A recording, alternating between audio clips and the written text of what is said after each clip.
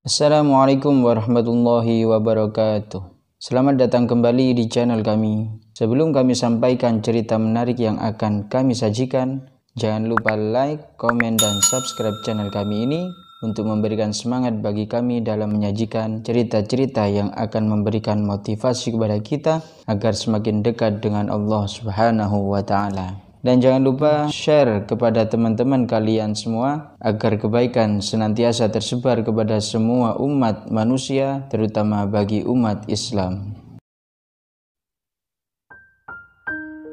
Bagi umat Islam, siapa yang tak kenal dengan Umar bin Khattab, salah satu dari 4 sahabat Rasulullah yang utama. Umar bin Khattab terkenal gagah, sikapnya yang tegas dan kelembutan hatinya. Bahkan Rasulullah SAW pernah bersabda, seandainya ada nabi sesudahku, maka ia adalah Umar bin Khattab. Hadis riwayat Tirmidzi dan Ahmad. Ada sebuah kisah menarik tatkala Nabi Muhammad SAW suatu ketika mendapati Umar bin Khattab sedang menangis dan tertawa hampir bersamaan.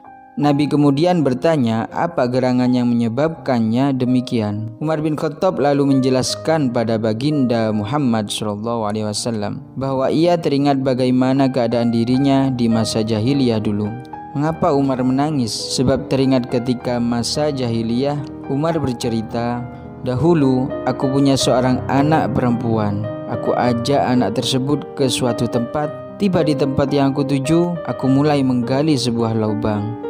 Setiap kali tanah yang aku gali mengenai bajuku, maka anak perempuanku membersihkannya. Dia tidak mengetahui sesungguhnya lubang yang aku gali adalah untuk menguburnya hidup-hidup. Selesai menggali lubang, aku melempar anak perempuanku ke dalam lubang. Dia menangis kencang sambil menatap wajahku. Masih terngiang wajah anakku yang masih tiada mengerti apa yang dilakukan ayahnya sendiri dari bawah lubang. Terbayang di benakku, seandainya saja anak perempuan itu masih hidup, aku akan bisa bersamanya dan aku mendapatkan cucu yang banyak dari mereka. Mendengar cerita itu, meneteslah air mata Rasulullah SAW. Lantas yang membuat Umar bin Khattab tertawa adalah ketika di masa jahiliyah ia terbiasa membuat patung-patung berhala. Terkadang ia membuatnya dari gandum dan manisan. Umar kembali berkata, namun ketika dilanda lapar atau musim paceklik, maka aku terpaksa mengambil bagian-bagian patung berhala tersebut kemudian memakannya, wahai Rasulullah. Mendengar hal tersebut, Rasulullah SAW pun turut tertawa. Nah, sudah barang tentu kita dapat mengambil pelajaran yang sangat berharga dari kisah Umar bin Khattab ini.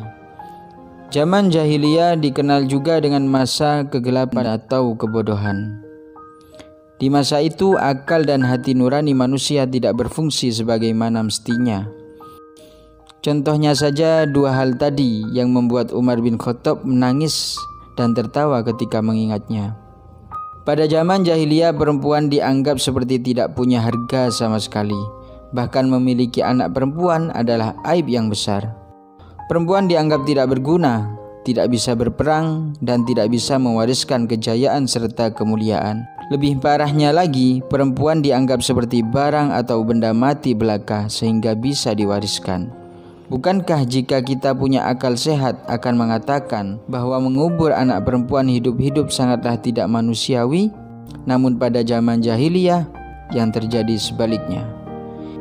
Itu sebabnya tipikal orang-orang jahiliyah selain bodoh juga banyak disebut tidak mempunyai hati nurani. Peristiwa selanjutnya di mana Umar bin Khattab memakan Tuhan yang ia telah buat sendiri. Jika logika dan akal sehat berfungsi sebagaimana mestinya, maka jelas akan menolak hal tersebut.